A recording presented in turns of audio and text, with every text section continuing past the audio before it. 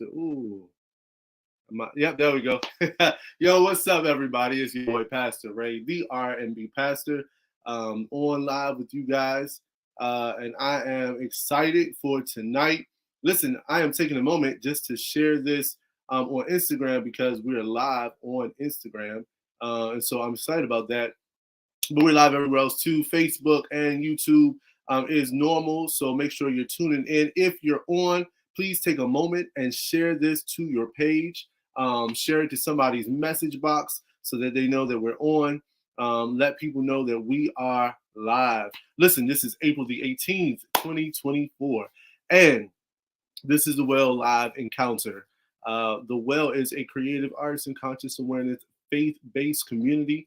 And we believe in our motto, which is encounter the well, become the well, emerge and share the well. Synonymous with encounter love, become love, emerge and share love, encounter power, become power, emerge and share power. And of course, Jesus, you can put him in all of those. All right. We believe that everything we do here should lead you down the path of the 5 P's. What are those 5 P's? I'm glad you asked. Those 5 P's are your passion, your purpose, your promise, your peace, and your power. We want you to find all of them, every last 5 of those P's. All right. Tonight we are back. This is our second night back for the year. Last week, we hope you looked at some of the clips. We actually hope you went back and watched the whole encounter. If not, make sure you do that after this over the weekend. Check out the clips if you don't have time to watch the whole thing. We've got some dynamic stuff that happened last week, and I can't wait to get into tonight's conversation, which is extra juicy. So that's right. Go ahead, tap in, let us know that you're watching. Say hello to us if you're on whatever platform you're on, and you might just get highlighted. Your comment might get highlighted tonight. We look forward to having a conversation with you. But until then, why don't we go ahead and bring in the whole panel so we can have a great conversation. Yo, what's up, family? What's up, family? In there. What's going on? What it do? Yo, the man Dash that Harrison just looked like he made to get back to Hey, fam, we lost Buddy. Buddy came back. Like it was a whole lot going on. I was like, hey man, we might have to, we just gonna cover for him until he get back. You feel me? listen, it was quick, but we're here. We're here. Hey, I can't, that's right. If somebody's live, I can't post. I gotta share it on my Instagram to people, right? That's how that works. All right. Yeah, just making sure I did. Cool. Listen, y'all. Great conversation last week. I just want to know before we get into tonight's conversation, any feedback that you guys got from last week? Yeah, got some good feedback. Shout out to Miss Kim. She had a lot to say. Said that's one of our best shows we've done so far. And there was someone else who I won't say their name because I'm not sure if I can. The conversation got deep, but they said it was they just thanked us for being vulnerable. So kudos to us, I guess. Dope. And Brendan got an enemy for talking about my lot coming out. I'm just letting you know. The Fleming clan's out there looking for you, cuz. So when you come to Maryland, keep your head on the swivel. Hey man, we stay ready, so we ain't gotta get ready. I'm ready for all types of stuff. You don't know my family. What we doing? You must look out. You better tell him, Ramon. Listen, I ain't J. Cole. I'm about to release the dogs. I ain't Cole. I ain't taking it back. Oh, all right. I just want to say I'm not a part of none of this beef. I'm just here. There's J. Cole right there. He said I was just there. I ain't saying nothing. Oh man, we're not gonna do this to my guy Cole. Cole is my guy, man. We're not gonna do Cole like that. Hey, but I did get a couple of nice comments though last week that they were just glad to see us back. I mean, I think more than anything, people were glad to see that we were doing okay. And that was like real nice for me just to say, hey, bro, people care. People care about us more than just on the screen, though they appreciate us on the screen. They genuinely care about us as people. So I'm appreciating all the Williams out there, all those who are going to become Williams. Listen, stop playing around and click that button, subscribe and follow and share and all that good stuff. All that good stuff. Yeah. No, honestly, man, it was really good. It was really good to be back. And and I felt the love. Shout out to Monte and Tiffany, who joined us last week. I think Monte is on again tonight. They're newcomers to the Well platform, but it was just dope to have them on. I think Monte was actually flying, and so I think he was commenting. He was like, his comments weren't really coming through, but it's dope that he was watching this, on the plane. He said he actually sent it to a couple of people too. So shout out to our newcomers to the Wellians crew, Monte and Tiffany. And Tiffany had some dynamic questions last week too. Oh yeah, Tiffany definitely. She showed up. She showed up in the comments, and we appreciate it, man. Shout out to the Wellians. Hashtag Wellians. You see the You see the subtitle on my name. That's it. So listen, guys. I know we've been kind of waiting to get into this conversation. But there is some beef going on, man, gentlemen, and the hip hop world is really in the controversial news nowadays. So we've got this thing, the big three, right? We talking about J. Cole, Kendrick Lamar, and Drake. And it seems like we've added a whole nother one, which is Rick Ross. No, he's not a part of the big three. He's not gonna do that. He jumped. He in the beef, but he's not a part of the big three. We're not. Yeah, listen, I'm him. That's what I said. It seems like there's one jumping in. That's why I say he's jumping in. I'm very aware. Yeah, man. So those who don't know, right? And I'm sure a lot of folks do know, but just for maybe even our older crowd that's on, hip hop has always had beef, which is why some people enjoy it, some people don't enjoy the beef, right? Let's just make that very clear. There are people on both sides of this. But hip hop has had great storytelling, and Brittany, you probably do a better job even explaining this than I would, but it's been a storyteller for our lives since its inception. And every now and then there comes beef within the culture of hip hop. So some folks are really, really, really into this. Some folks are like loving it, and some folks are not. And then we have this beef that sort of happened between Kendrick Lamar and J. Cole. It goes nationwide, it goes worldwide, and all of a sudden we have a person who apologizes right in the midst of this beef. So I don't even know where to start besides, fellas, how are we feeling about the beef in hip hop culture? And then how are we feeling about the apology that has come in the midst of this? Before we dig deep, can somebody give a 2-3 sentence context as to what the beef is actually about? Because that's the one thing that I keep missing. I'm like, where did it come from? I'm the best rapper alive. Yeah, who's the best rapper out of the big three? The big three is Kendrick, Drake, and J. Cole. The beef is out of those three, who's actually the reigning king of hip hop, essentially. Mm-hmm. Like kind of like when Jay and Nas went at it, it was kind of the who's the illest lyricist in the game right now, and they kind of went at it to settle that. You can say what you want, but yeah, that's basically what it is. Who's the best? Battle. Got you. But with that being said, I feel like I'm getting old because one, I think this beef is so mid to me. Every verse, every shot has been just so mid. And second, I just feel like there's so many. It's such a emphasis on subliminals. I need to know who you're talking to. Say his name, and you know what I'm saying. Make it clear. And it's not there no more. Like those days of it being you is done. It's all subliminals and stuff. I just feel like, I don't know. I guess the millennial age of hip hop, which would be my golden age of hip hop, is gone. So I'm at the stage where I just appreciate hip hop where it is. It's definitely just not my. I like it. Don't get me wrong, but it's just not my. To me, Rick Ross had the illest beat, illest diss, and that's just because he's more fits around where I came into hip hop loving it. So that's that. But as far as J. Cole's apology, I think it was whack. I don't think it represents hip hop. I think it was weak. And J. Cole was in probably my top 7. He is now in my top 15. It knocked him down so far. I got no respect for it.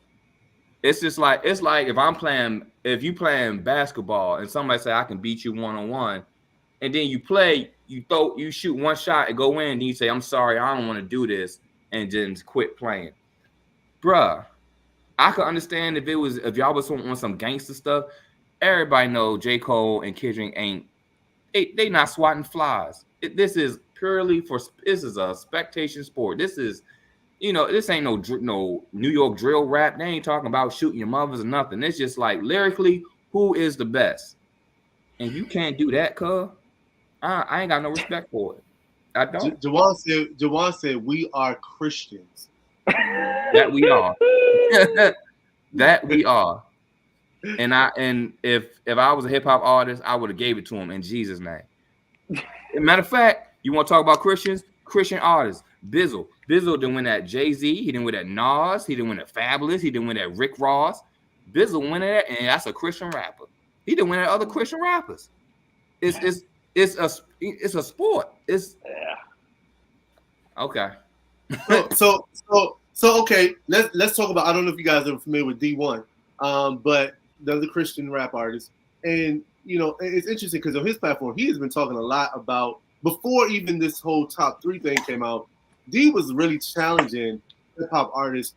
Him and Meek Mill, I think, exchanged a good bit of commentary where, D1 is like, look, the culture of hip hop has been toxic, and it has done more harm than good. And he has been saying, hey, it's time for hip hop to sort of evolve and sort of make amends with the damage it's done. So he really calls a lot of folks out. Now, Meek actually, I think, because actually, speaking of Rick Ross, Rick Ross gets into a lot of stuff. I just realized this because Rick Ross really he comes at D1 and he's like, look, you little pipsqueak, like, you ain't nobody. Shut up, don't put your mouth on. Like, Rick to be 48 gets he be out there and he's live. That's his regular MO too. But D1 said a little bit more than that. That's just the recent stuff. D1 has been coming at Rick Ross. D1 and Bizzle came at Rick Ross earlier, years ago. So let me take a moment. Now Meek responded, and Meek Mill was like, you kind of right. Like, we do need to perhaps think about what we putting out there in the hip hop culture and how we're putting it out there, and what we're saying about people in general. I'm not now, Brendan. You the hip hop head, okay? So I am so is he though? See, we're not about to do this. I'm just questioning. I'm just asking. We're not about to do this. I allowed you your moment, and you threw out a lot of J. Cole slander. I'm just saying that my guy was top 7 and now he's top 15. We're not about to act like Cole ain't set the whole world on fire for the last 5 years. We're not doing that. It's a cold world, no Snuggies, regardless. Well, it's Snuggies in the world now, but it's still a cold world. We're not about to do this. I'm looking dead into the camera so you can see. Yeah. We're not about to do this. Okay. Now, it's some lag. I don't see you. All right. As the resident hip hop head, J. Cole fan, let me say this. One, I don't feel like I should be subjected to having this conversation with someone who likes to argue that Lil Wayne is better than Jay-Z. Lil Wayne is better than Jay-Z. Move on from there. We're not going to do that part. Of course we ain't. Cake. I had pound cake. Now I got angel head cake. Cake. It's moist with the cake. Cole, billionaire cake. I respect the maturity. It's your boy. I respect the maturity and not wanting to engage in the way you did. And I feel like, the apology came from the tactics you chose. But I ain't gonna lie, man. This is a bad day for hip hop. That was a bad day for hip hop, man. I can't even hold you. It was not a shining moment of hip hop, and it was literally like getting to the point of like a pinnacle, like a huge build up, and then like the crescendo wasn't fun. Like it wasn't. We never saw that peak of hip hop competition that we have been looking for so long, and what it sounded like Cole wanted for so long. And as a Cole fan, Cole fans wanted it for so long. And so it's a huge disappointment. Yeah. I respect Cole for the growth, and even being man enough to do that at your festival is a different level of growth. But like I told y'all before, y'all my brothers. If y'all release a diss track, I'm doing it. Mark it down. Just know. What's today? It will be 48 hours. And y'all will hear. Okay. April 18th, 8:35 p.m. Put it in the books. Pastor Tay said he going at Brendan. He want all the smoke. All right. So when I release it, you got 48 hours. Just put Wellians. Just put R.I.P. Pastor Tay in the chat. I'm not, like I said at the beginning. I'm not J. Cole. I'm not J. Cole. You're not about to get no. I can't. No, yes, I will. You're not gonna get no bars off on me. That's nice. It's not gonna happen. Did you see Tiffany's comment, Brennan? What'd she say? She says, I think. Oh, there you go. I think. Facts. Oh, no. It wasn't. So this is where, like, in hip hop, you really got to know, because they was talking. Because even at the beginning of the part where he when Kendrick was like going, and he was like, homie got to show he a threat. That's because, like, in rap terms, J. Cole was the only person who never had beef with anybody else. Yeah. Actually, in the beginning, Drake wasn't even an option. Like, Drake wasn't even a thought of. He was a singer. When that first came out, it was everybody. All anybody ever cared about was what Cole going to do and what K-Dot going to do. Drake, they didn't. Nah, I ain't gonna say that. We was waiting on Drake because it was some clear shots in there. But like, when you say all your dogs going to Pet Cemetery, like, listen, come on, Drake earned my respect though. I ain't been feeling Drake since Take Care. Like this new Drake, I ain't been feeling, but he got my respect on his diss. Like 20 verse, one. Like, yeah, he got my respect on it though. Bro, this is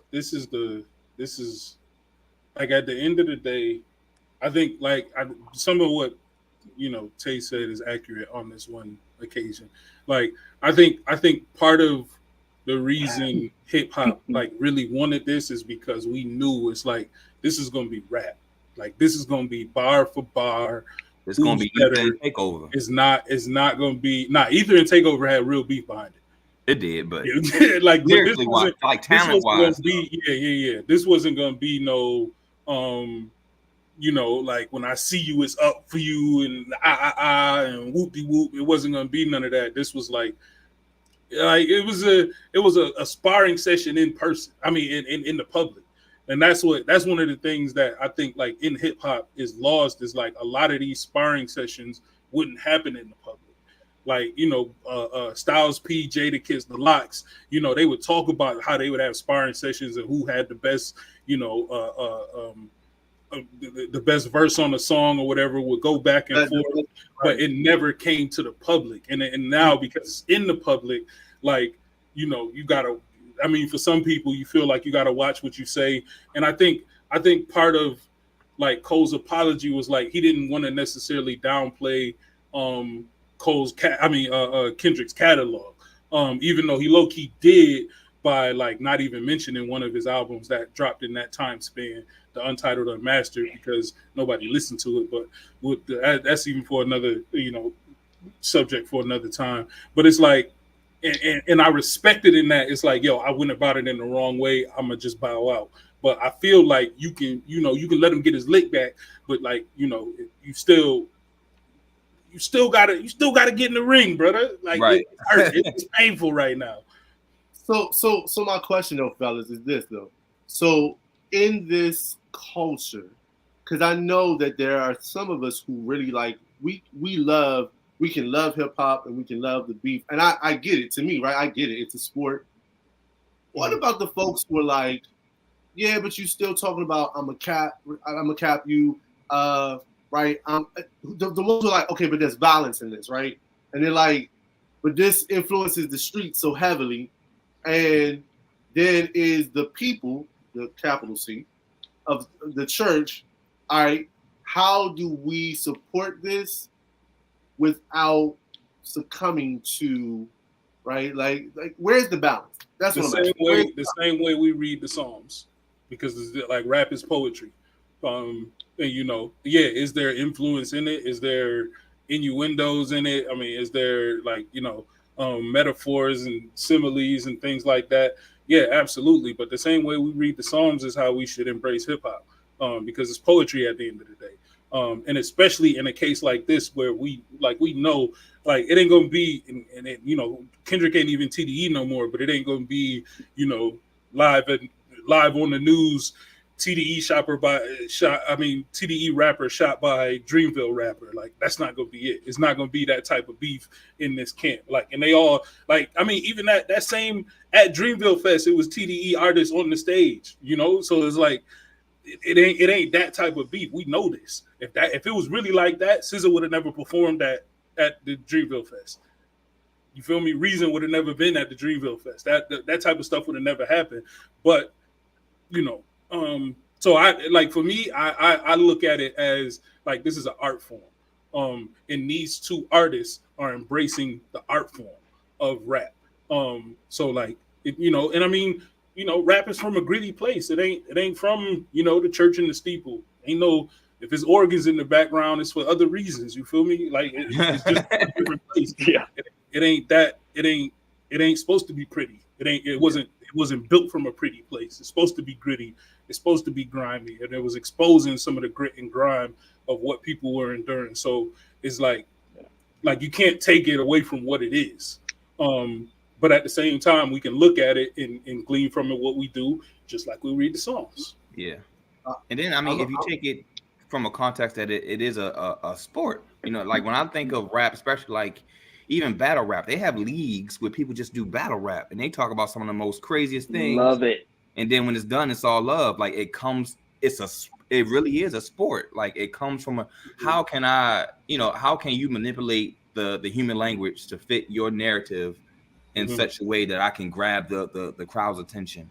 You know what I mean? We do the same thing when we create a sermon or a sermon series. How can I preach the word of God in such a way that can grab somebody who wouldn't have grabbed before? It's I ain't gonna say it's the same thing as battle rap. Don't get me wrong, but it's that same concept of and the way they be hooping and hollering at the end of rap. No, but using the human language to fit a narrative. You know what I mean? To present a message, and that's what it is.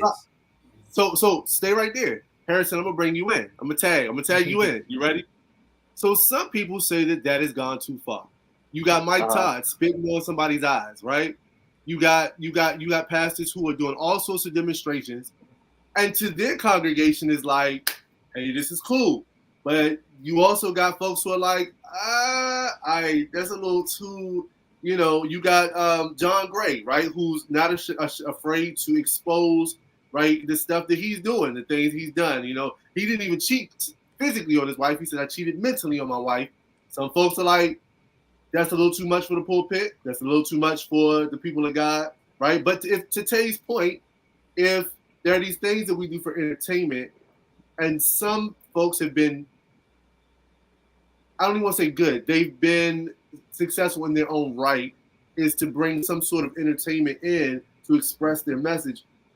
Is there a place of this is too far? And is there a place of we should probably just look at this as entertainment? Like where's that balance, bro?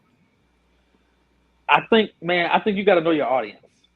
So to Brennan's point, rap is an art form, but it was not birthed out of Picasso's strike of the brush, or stroke of the brush rather.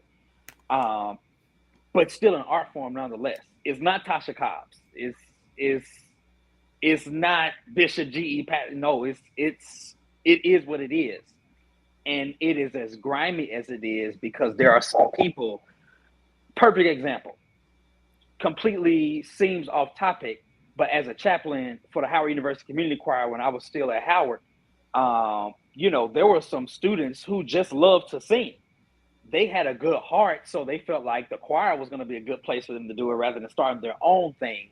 And by them sticking around the space, they were able to learn, they were able to grow, they were able to meet Jesus, but some of them never walked into church. Some of them barely ever opened the Bible. And as a chaplain, as a ministry team, as a ministry, we were the only church some of them ever walked in. We were the only Bible some of them ever opened. That to say, that made them no less decent of a person than the person who was going to church every single Sunday. It was like, but knowing your audience makes it make sense when I have to stand in front of these people and have something to say.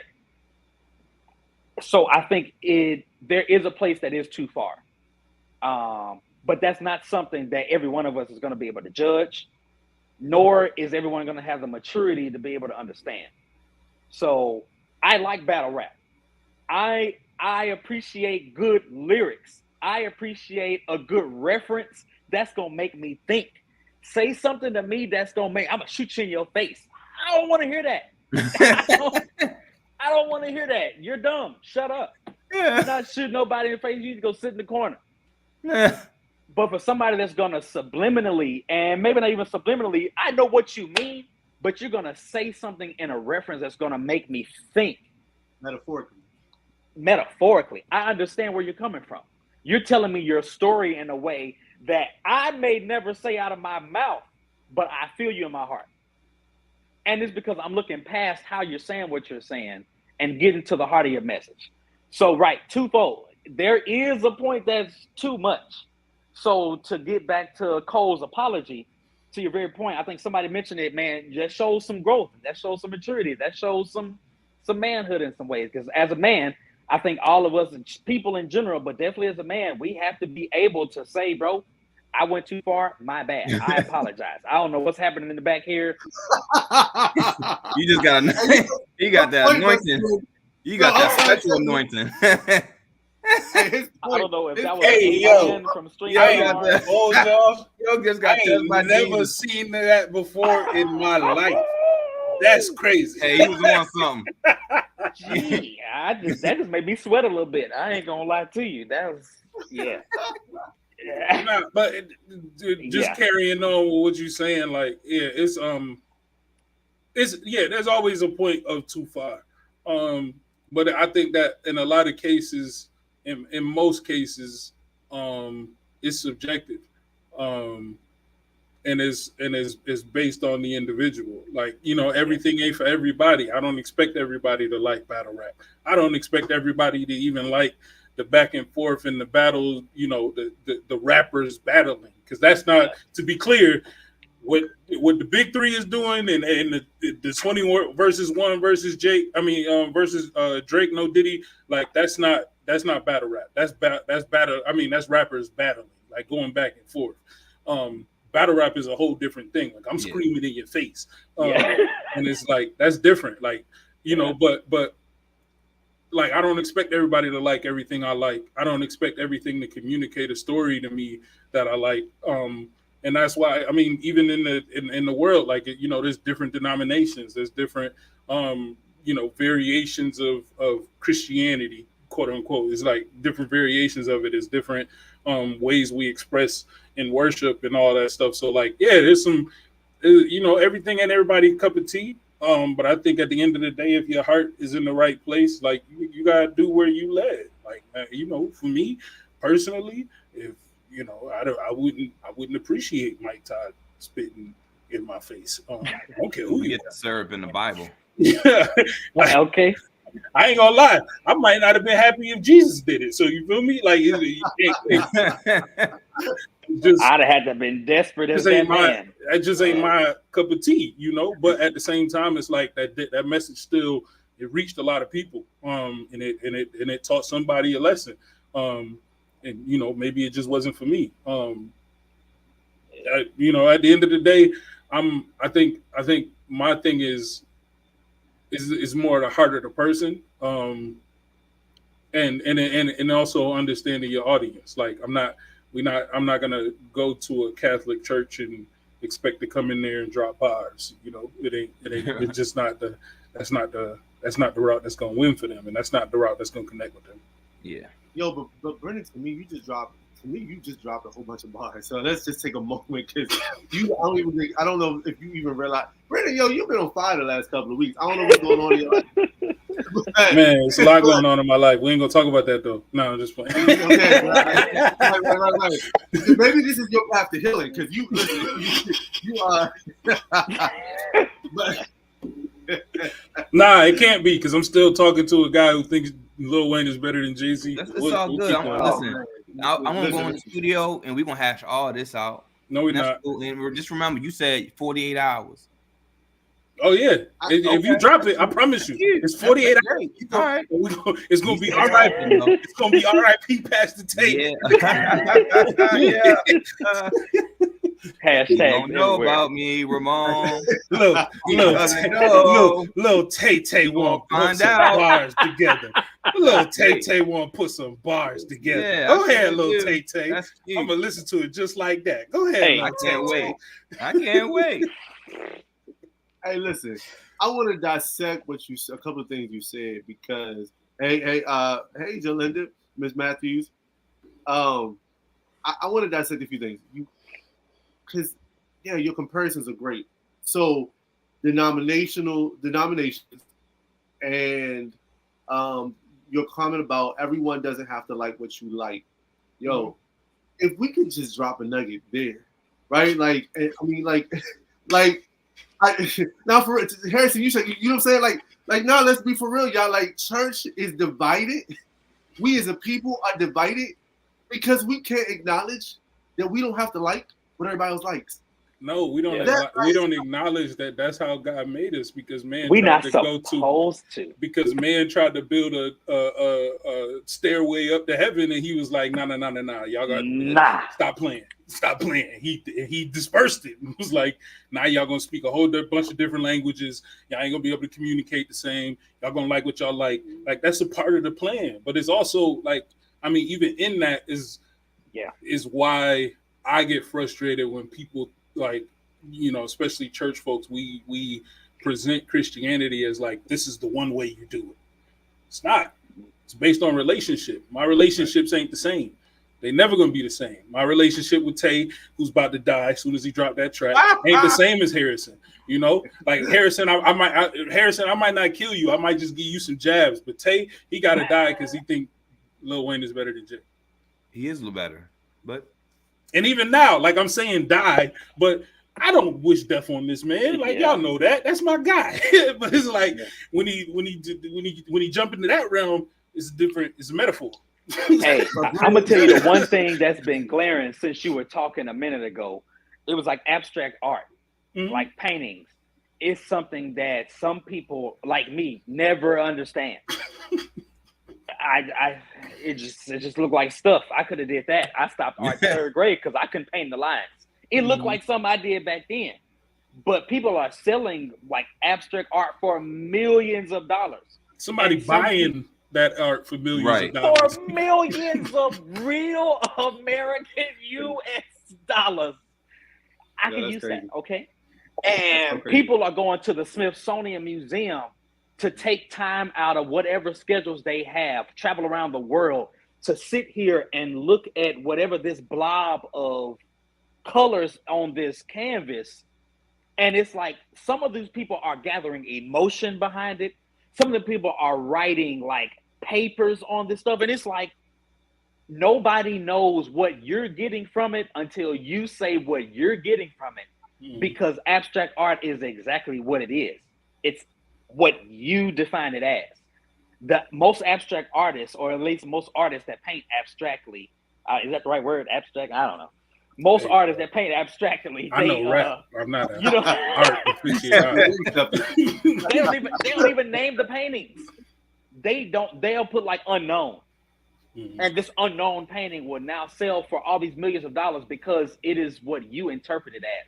And I feel like once we start to see other people, the world, our own selves as something that we have the opportunity to interpret, and not necessarily this is what my mama said it was, or this is what my significant other said it was, or this is what the culture say it is, or this is what, like, well, hold on. I understand what y'all got opinions about, but what do I think about this? And I think as a fellow. See, how do you do that? Yeah, who's doing Bro, my hands is underneath my desk. I didn't do this. Apparently, I don't know. I'm gonna stop. Yo, Harrison, you must be dropping bombs, bro. You must be dropping bombs, man. We just got to take a moment to step back. I just round my thought, just to step back and see where do we sit in stuff. What do we feel about stuff? Where do we stand in this? Like, you feel like this the best rapper. You feel like this the best rapper. You like battle rap. You don't. It's like everybody is someone different. And once we start to appreciate life, I think we'll start to appreciate different offerings that life brings. That includes different forms of music, whether it's gospel, whether it's country, whether it's that crazy metal stuff, whether it's, all the other things out here in the world. It's like, bro, we all have a flavor. Pick your flavor. Yeah. There is a too much in whatever flavor you pick, because if you put too much Kool-Aid in that water, it's going to taste like syrup. But if you put a right amount of mix for you, you're going to enjoy your drink. Mm-hmm. Tay, how do you feel about that in terms of like the world? For me, I think about the world of politics. To me, that's where I think we get off too, right? Like Republicans, Democrats, evangelicals, liberals. And Tay, you served in a multicultural church, right? And so, did you see that play out there in terms of people not being able, you're not a Christian because you, and you're not a Christian because you believe this. You know what I'm saying? Yeah, I mean, but even in that context, you had people, heart of gold, just didn't realize what they said. You know what I mean? I had a lady who, quote unquote, was my church mother, love her to death, won't say her name, but she used to always say, when are you going to take them twigs out your hair? Now, any other old white lady told me that it's going to be a problem, but I knew where she was coming from, so I let it slide. You know what I mean? I had people say Obama was the worst thing that could happen in this country. He was a divisive president. In my head, I'm like, because he don't look like you. But I knew where it was coming from. That was a great man of God. They must have been in cryogenesis when Trump was right. They took a few years off. You know what I mean? So things like that, I think it comes from a place of, and I'm a big opponent when everybody was, serving in a multicultural context. A lot of them would say, I wish all churches should be like this. And I always pushed against that because I believe you need those spaces. You need those all black, all white, all Korean spaces. If I'm coming from another country and I'm a person of Christ and all I speak is Spanish, what benefit does it if I go to an English speaking church and I can't understand the thing they're saying? So you need that those. Is not what the kingdom looks like. I'm sorry. you need those spaces where you're free to really be who you are, right? And the only way you find those places is to search them out. They're not always just right there. I think that's really with life, not even just in a Christian sense. You know what I mean? Scripture tells us that God, Jesus, all things to all people. All people aren't the same. So Jesus isn't the same for all people. Like for me, I gravitate to the grace of God, realizing he brought me from one place to another. Someone could gravitate to the magnitude of God, you know what I mean? The awesomeness of God, or the reverence of God, or the revenant of God. So that all those things you praise in a different way to fill that empty void that you have with God. And it depends on what that looks like. For some people, that's miming, right? For some people, that's singing. For some people, that's speaking. For some people, that's reading. For some people, that's speaking in tongues. For some people, that's chilling out and just crying. Like whatever that is, those are all different facets. But at the same time, we're praising the same God. We serve an unknowable God. Scripture tells us that we serve an unknowable God. That's what makes Jesus so great, that he was, the embodiment of an unknowable God that we serve. Tay, are you gonna mime your diss track? Yup. I'm gonna make the track and I'll make a whole music video and I'm gonna mime it. I'm gonna send it right to you, cuz. You can have somebody signing in the background what he's saying. Right. Hey, that's good. Hey, bro. Like Brendan. Hey, Brendan, you are put the captions on. His hair always nappy. I don't like his dogs. Nah, if you his glasses whack. if you mime the battle rap, I'll let you win that one. Because I'm a laugh real hard. Man, I don't need because I don't want no backouts. Come on, chill out. Just remember, you got 48 hours from the time it was released. That's all I need. That's all I'm gonna tell you. So you might as well start writing now. All I'm gonna do is wait for it to hit my timeline. I'm gonna listen to it once and it's over. That's cute. But moving on. That's cute. Moving on. We moved on. You came back to funny, man. I will say this. What I will say about J. Cole, what I did love about this moment, and then I want to move on to this video, but what I loved about J. Cole was I think it taught a lot of our young black males to have the conversation about moving correctly. Let me say it that way. Moving correctly, right? I think it opened up a door for people to see somebody being bigger than the entertainment, bigger than the money, right? Because I saw a friend of mine who did a video, great guy, and he talked a lot about, he said, you know, he's a hip hop head, and he was like, you know, look, you know, I get the culture, I understand it, I'm a big fan of it, but you know, I love that he was humble enough to say, hey, like, this moment is bigger than myself. And I think what I loved about the way he ended his conversation was he was like, well, the other thing is he said all my ladies always come and talk to me about this type of stuff. He's like, but fellas, when we get to talking about this stuff, y'all get ghosts when it comes to apologizing to hip hop. He's like, but I just want you to know, all of you all who are going off and talking about men shouldn't be emotional and that's too emotional. He said, your response is emotional. And I just want to make sure it's clear. Your big response to the way J. Cole apologized is emotional. He said, so don't come at me about men can't be emotional. And I love when I watched him say it because I was like, dang, that's true. People didn't realize, like, you like, oh, like, this was way too emotional being hip hop, but the way you responded about it is an emotional response. So, yeah, there's that. I guess my thing is with the apology, you wrote the song, you recorded the song, you had to find the beat for the song. I'm sure you let your homeboy, your engineers, like, yo, what you think of this verse? Like, you had so many moments to say, never mind. But it seems like it just didn't get the traction you wanted. So now you saying, no, don't do that. I'm doing it. It's the number. How did it not get the traction? It's the number 7 song on the Billboard. I'm not talking about ratings. I'm not talking about ratings. I'm talking about the reaction. You want to be finished, or you want to keep doing that? No, you're not about to do that. You're not about to do that. You like you talking over me because I can do that. We gonna talk over each other all the time. I'm not gonna let you. 48 hours. You said. Let me talk first. Go ahead. All right, thank you. Number 7 track on Billboard 100. Okay, so now he's talking over. You see what he did? Y'all saw it. We got witnesses. Y'all seeing what he doing? I'll wait. Hey, if you mind me, a loud ass nod. If you mind me, he may listen. Hey, Harrison, I just want to point out, and I'm gonna get a lot of hate mail for this. It's not the light skin brothers. It's always the brown skin brothers. Hey, listen. I mean, you want to talk that big old hate mail on the top of your forehead. You got him with the fireworks in the background. Y'all the most extra dudes on here. You got fireworks. You got the ray of light bouncing off your forehead. You want to come at the dark skin brother? Yes, I said it. Yes, listen, I said it. We can have a battle right now, y'all. You see how they doing? Now we supposed to stick together. You want to come at me, Brendan? See how you? I don't understand. Listen.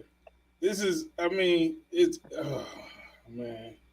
I think, and so what I was going to say was part of even in the song, like you can tell, and he says it, like, I don't want to kill my brother. Like, I don't want to engage in this, but like, this is hip hop. This like, he knew what was expected of him. And I think also in his apology, he said, like, you know, he let the pressures of everybody saying, nah, you got to go. You got to get him now. You got to, and that just wasn't where he was. And so, like, that's part of why I respect the apology, is saying, like, you know, that just, it didn't sit right with me. It didn't sit right with my spirit.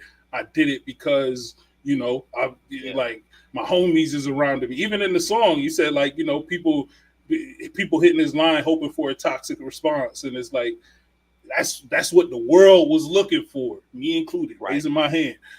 But at the same time, like, you gotta know within yourself, like, nah, that ain't the type of time I'm on. Like I don't need to respond to everything. Now in hip hop, that does, you do take an L for that. And that's just the rules of hip hop, and you don't get to rewrite the rules just because you on a healing journey. But listen, I respect it. It just like as a hip hop head, it hurts. It's like what Paul said: when I would do good, I don't. I just don't. Again, I just don't understand it, and I'm not talking about necessarily record sales. I'm talking about more so the response he got from, I guess, just listeners, just in general. Because I think that was the top. I don't want to say selling, but the top streaming song, on his album. But maybe I just think like the backlash he got from the song isn't what he anticipated he would get. So I think he just wanted to bow out. And I mean, I get it, but I don't get it. Everybody said Cole was up 1-0. That was trending on Twitter. I don't understand what backlash. I think Jay was Jay was clear. Like Jay was very much like the place that it put him in. I mean, that's at least what I got from it. He said, he even said, right, I'm a recovering, alcoholic. Like he said, I almost drank from this. Like he said, hey, this put me in a bad space. And I will say, I think anytime something, even if it's a sport, anytime something puts you in a bad place, I think you have the right to say, look, like I get the culture, but I also have to take care of me at the end of the day. That's what I got from Jay, was that Jay was like, look, let me say this is not where I want to be spiritually. This is not where I want to be as a person, and that's what I took. I mean, but that's real though, and I think you said one word of right, and I would challenge that and say, bro, you have a responsibility if something is putting you in a place that's outside of where you feel like you should be. Now, you got a responsibility to go against the grain on that. It doesn't matter what people think, what people say. And it's funny that you mentioned John Gray earlier. I was at work, man, trying to get some things done, decided to put on Willie Moore Jr., his show. And Aventer Gray was the first person that popped up. She just did an interview with him, I think somewhere within this last week, maybe in the last month or something like that. And I didn't know a whole lot about this story. I just know John Gray had been in the headlines a couple times because of, some stuff. And she just talked about, kind of where she is with things, her healing journey. And she just spoke to like, nobody else knows what you're going through like you and the people in your house and the people that care the most about you. And they was like, and she said something about him that I really respected. She said, John is who he's been. And when he proposed to me, he told me this wasn't going to be no easy journey every day. Some days we're going to have all the money in the world. Some days we ain't going to have nothing. Some days we're going to be up. Other days we're going to be down. And it was just this real honest and transparent moment where she was like, it took me a while, when we moved to the church there in South Carolina for her to say, or it took just her talking.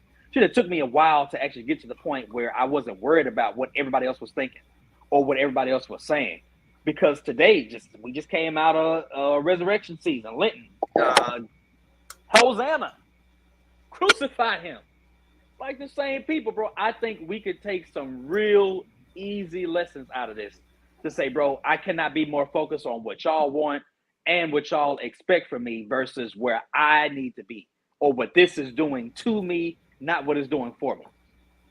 So I'm 100% with you on that, bro. You're not taking me out of my character. Yeah. Brendan, you agree with that? Because you down there yeah. No. I was coughing. But yeah, it's like everybody 100% is on their own personal journey, and you just gotta be you gotta do your best with what you got. And it's, man, this is just such a, it's such a not, it's a weird place for me. Because as like a super Cole fan, been to Dreamville Fest, went to the first two, stood. I still got the photos in my phone, photos and videos on my phone from it. Like, them some of the longest standing photos in my phone. And like understanding and having a love for rap and how it was started, and knowing like, you know, it started out with folks on the corner just battling, going back and forth, you know, giving bars or whatever. And you know, it didn't even necessarily have to be direct at the dude. It was just like, no, the way I put these words together is better than what you doing. Like the way I put these triple entendres together on top of the metaphors and all that, like it's better than what you doing. Like I wanted to see it and felt like, I think, you know, Jadakiss actually said it the best. He was just like, I just want to get in the room with him and just ask him what happened, because he got everything that he needs to engage, but something happened, and it's like, right. Okay, you on your growth journey, it made your spirit bad, but like in rap, you take this out. Yeah, but I mean, I feel like we're trying to explain, you know, his actions when it's okay to not like what he did. Like I could say, all right, yeah, I get what he's doing, still don't like it.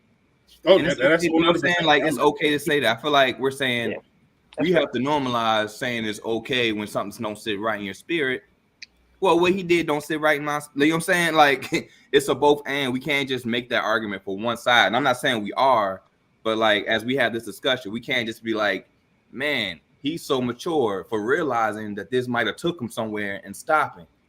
I can also see that, respect that, and say, I still say it's a soft move and I don't like it. And both things can be true on both sides. I don't think there's, and I'm not saying all the time, but in this dynamic, I don't think there's a right or wrong. It's just, there just is, right? He did something, a certain flock of people reacted this way and another flock of people reacted another way, and both those people are justified in how they reacted. Now, I'm not saying that's the golden rule for everything in life, but in this dynamic, I really feel like that's what that's really what it is. It's the like. Now, I won't lie, I'm not a big historian of hip hop like the burnt Bill Pillsbury Doughboy at the bottom of me, but I will say, right. Like I'm a fan of hip hop. I've always been a fan of hip hop, and like for me, it you know what I mean. As he said before, it just doesn't feel like hip hop to say I'm sorry for this. Steph Curry didn't say sorry, you know what I mean, when he hits his 10th 3-point. Kobe didn't say sorry when he hit 81 points. Jordan didn't say sorry when he had his 6 chips. Like you know what I mean? Like you just like I can even equate it to LeBron. You know why nobody, like a lot of people say LeBron isn't to Jordan status? Because instead of shooting the ball, LeBron wants to pass. Sometimes you just got to shoot the ball. And like this was a perfect time for him to shoot the game-winning shot, and he did, and then he takes it back, and it just doesn't sit right with me. And I don't know how to I'm not saying he's a bad person, he's not mature. Like I respect what he is to hip hop. Like I can respect everything he's done for hip hop, but at the same time, it just seemed flawed in what he did. It just it don't sit right with me. And I don't know how to make that, you know what I'm saying? I think so. Let me just say this. Let me acknowledge, I actually love your point. I receive your point 100%. And I don't know that I disagree with your point. So, and I stand to be corrected in what I'm about to say. So let me say this too before I say it. To me though, one of the differences is, all right, I can shoot, right? I can shoot from wherever in the court. I can make my points. I don't have to, right, not take the shot. And when I take the shot, when I take the layup, when I take the three, whatever I take, and it's the winning point, right? I'm not going to apologize for taking the winning point. However, there are plenty of people who apologize when they've taken the winning point and they act real crazy after they take the winning point, right? So some people take the winning point and then they go and they badmouth, right? Well, you ain't never benched, you know, blah, blah, blah. Well, that's why you can get put off the game for doing that, right? Well, for trash. So I just want to say, like, I think Kendrick, I think Jay, his right, like I think he took some winning shots. I mean, his verse is crazy, but I think also it's the space that it puts him in by demoralizing, and I think someone else. And I think that's right. Like there's a difference, right? It's not just the hip hop, but I think his space was I demoralized my brother, and that's not the space that I want to be in. So to your point, right? If we're still in the basketball analogy, you look at I don't know, AI when he shot that 3-point over Ty Lue and then stepped over him. That was degrading, but that was one of the best moments in basketball history that will live like forever. Like, yeah, there are moments where it gets chippy, I would say, right? But that's what makes it great. Like that's like there has to be a loser and there has to be a winner. You know what I'm saying? Even within the whole totality of the game, but there are little battles within the game. Somebody scored on me. If you score on me and I got the ball and I'm coming up, I'm gonna take my shot. I'm gonna try to get my point back. You dig what I'm saying? Like that, it's just how it works. That's just the game of basketball. That's just the game of like hip hop as I know it.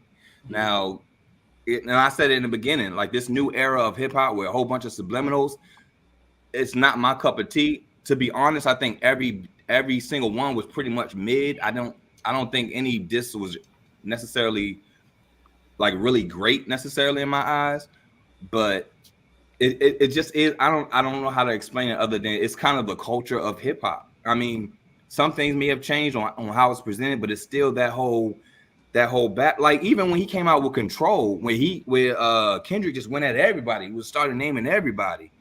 You know what I mean? Like that's what you live for. That's what you want as a fan for your. If he's that guy, if you're that guy, you know what I mean. And it doesn't even have to come from a place of disrespect, but that you can confidently say, yes, I'm that guy. I'm here. I'm on top of the hill, and I can make that declaration, whether it's a Control or F the Big 3, it's just me. Whatever way that is, that's what we live for as hip hop fans. And I think when J. Cole did that apology, you took your foot off the top of the hill. Like I don't know how you can say some of the lines he said and then be like, you know what, I apologize, I'm backing off. I just don't know how you can do it.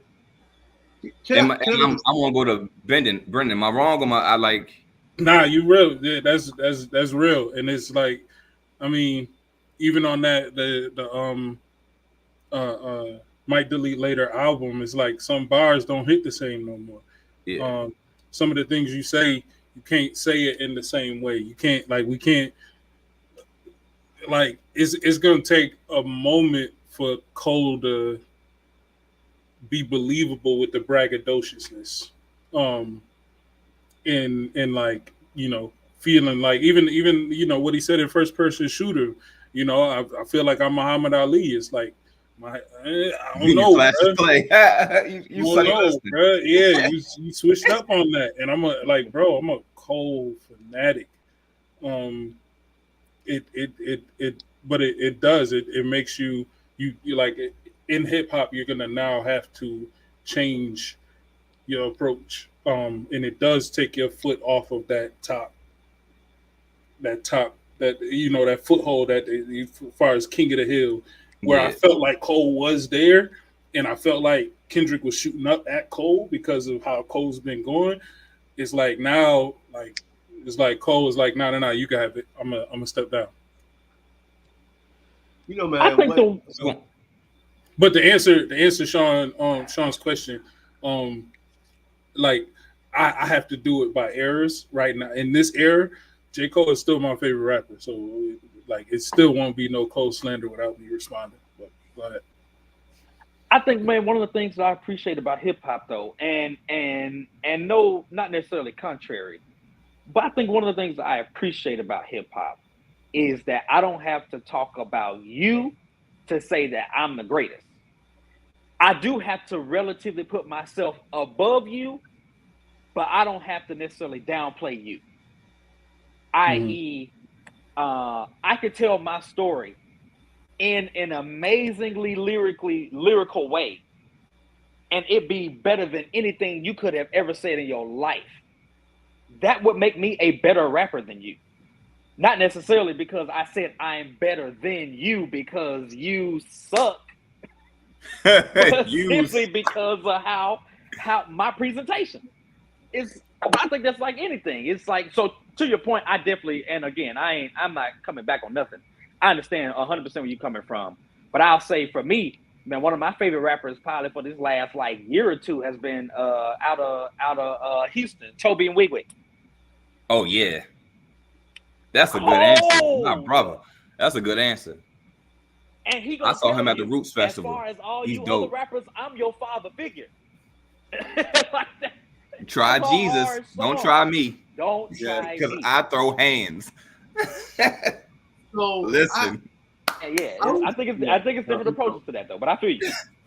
He's dope. I agree with you. He's dope. Yo, I have a, and I probably, there was something I heard in an interview the other day, and I will say I think I have a love-hate relationship with some of hip hop. I mean, I was a big fan of Eminem when he came out, right? I was a big fan of, I've been a fan of so many different hip hop, right? I think if you go back, right, I think Andre 3000 is probably one of my favorites. I think from an industry perspective, I have the hate for it. So I love it from a fan's position. I love it from a musicality person. I love the metaphors in it, right? I think preachers probably have, I think there's some preachers who understand the metaphors because it's preachers, right? I think from an industry perspective, though, I have a hate for some of hip hop, not all, some, because I'm more aware now as I've been in the industry a little bit of the steering wheel that exists behind hip hop to corrupt our culture. And that's not to say that I think that the top three and all that is necessarily what does it, but I do know there are forces behind hip hop that steer it in a way that it is aimed at us mentally to gear us in the wrong direction is a race of people. And so my hate for it is what we've allowed people to come in and do, right, to hip hop. And I don't like that. I think to me, and I know we got just a few minutes left. I want to say tonight, to me, this conversation has hit on some things that I don't want people to leave and not take. To me, there's this underlying theme of like, and I love this because I don't think people see hip hop the way you guys have explained it tonight.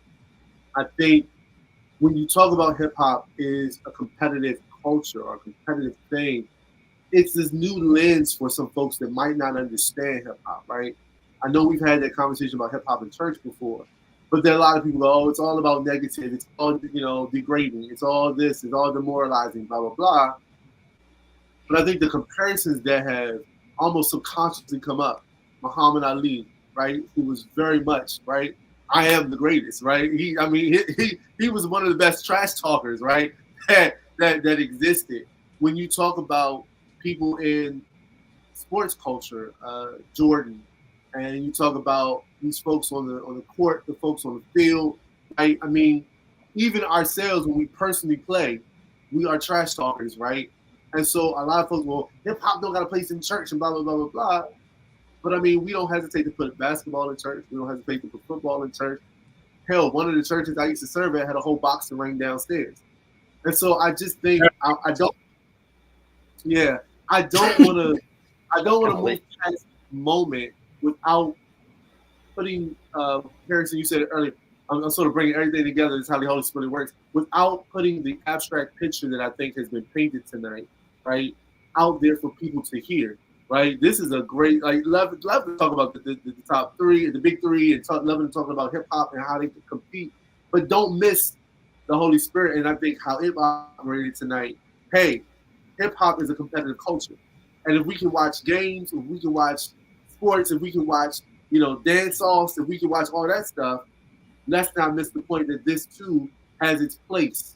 It might not be in all its forms that it goes in the church, but why can't it be in the church if it is something that represents, right, an art form? So yeah, I just had to make that a note because there are people that will miss that. It'll go through people's head. They won't see it. So I used to play drums for a gospel rapper.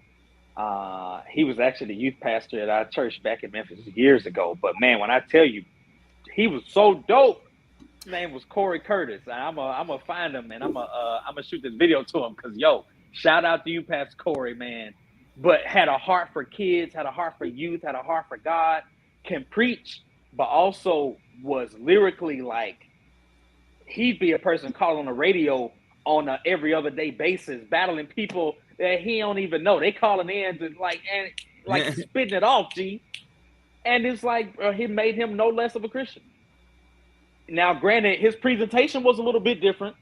His message was a little bit different. But at the end of the day, the competition was still there.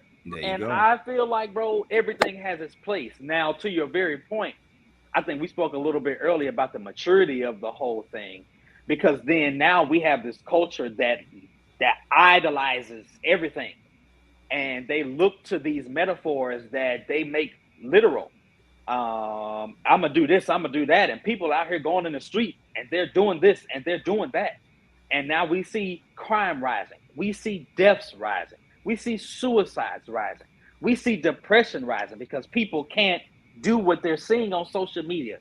They can't live this certain lifestyle. And they're thinking that in order to win, they got to look like this. And it's like, man, if I don't say nothing else to nobody tonight, I just want everybody to take away that, culture may present one thing, but just as abstract as all of our lives are, you get to define what your life looks like.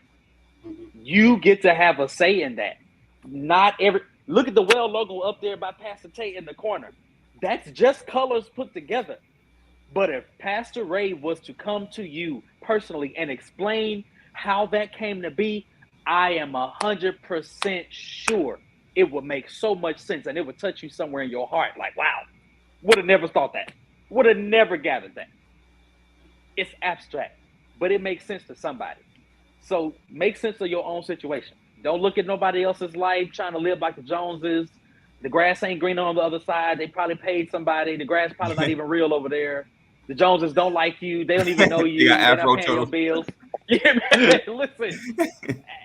Live your life, G. Live your life, define your life. Pray to your God. Let God guide your steps. The steps of a good man. He already called us good, so that's all of us. The steps of every good man is ordered. Walk in the order.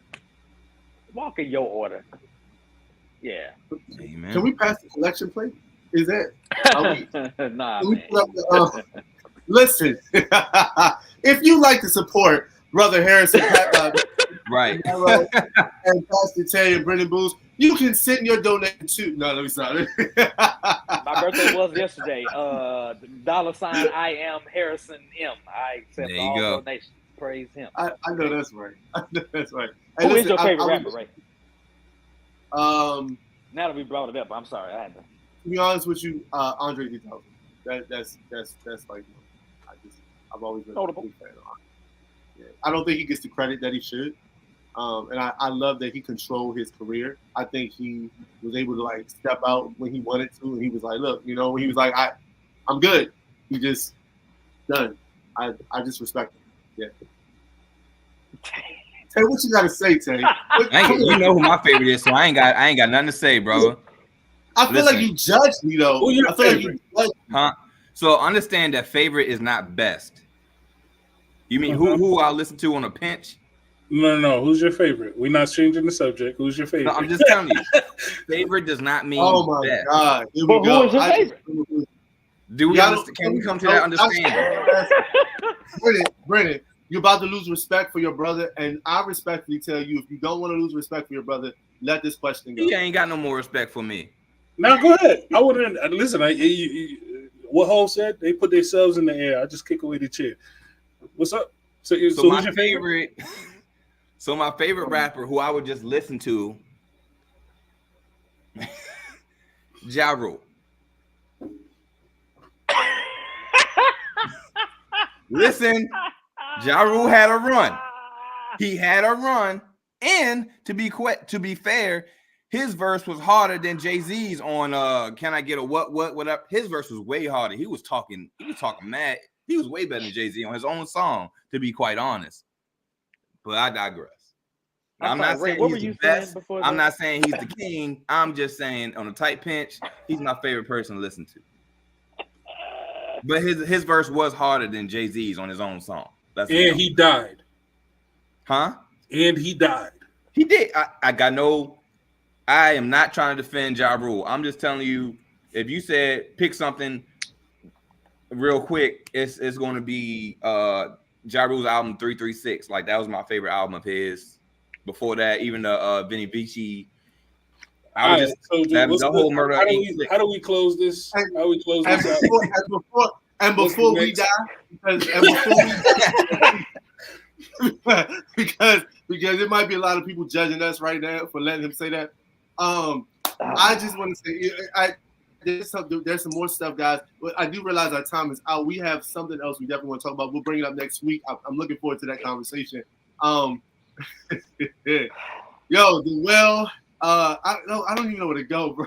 Because it's time to go. It's time to go. Like I knew it. Some real. I'm not even gonna hold you. I thought he was gonna say something real crazy, like Silk the Shocker or something. No. Like I thought he was going to jump out the window. Nah. Like Lil Zane or something. Like no. He said jump. He had a run.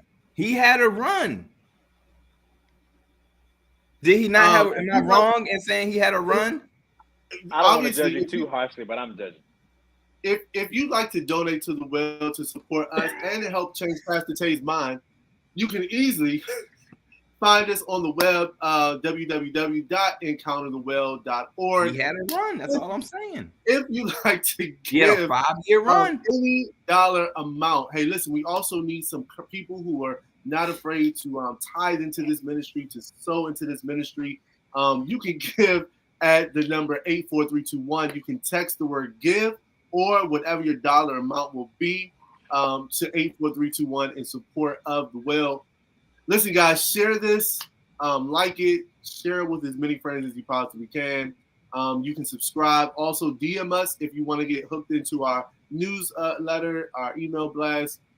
Just let us know how we can stay in touch with you. And if you'd like to just be a part of the squad or the Welding crew, yo, hit us up. We love to have you a part of what we're doing. It's a whole movement. Until next week, we love you guys. There's nothing you can do about it. Pray for that guy. But my favorite nowadays is Joyner Lucas. So take what you want with that. Don't do that, bro. See, y'all have a great night. We love you with the love of Jesus. We gonna talk offline. R.I.P. Hey, you stay on, bro. Stay on. We're gonna pray real hard, Tay. Joyner Lucas, y'all tripping. Anybody that wants to join the altar call,